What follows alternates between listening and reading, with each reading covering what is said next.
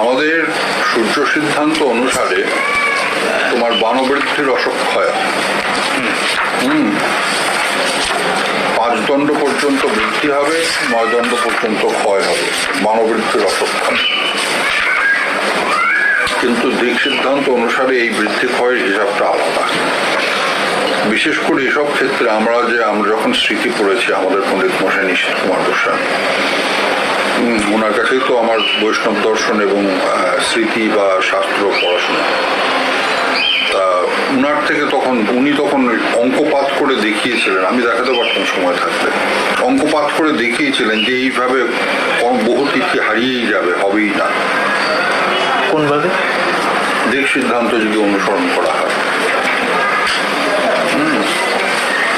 এই যে আমাদের দিন তো 60 দণ্ডমান, 60 দণ্ড থাকে না তো, 60 দণ্ড ক্ষয় হয় বৃদ্ধি হয়, ক্ষয় হয় বৃদ্ধি হয়, ক্ষয় হয় বৃদ্ধি হয়।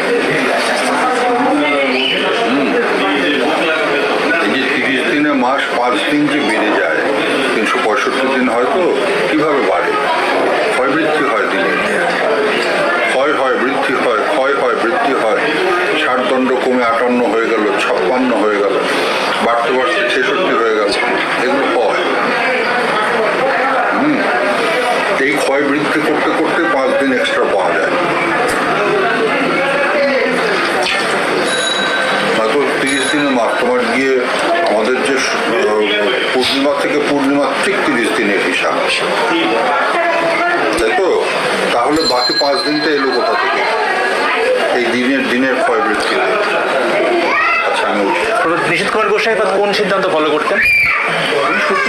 সূর্য সিদ্ধান্ত। নবদ্বীপ প্রাচীন গোস্বামীরাও সূর্য সিদ্ধান্ত।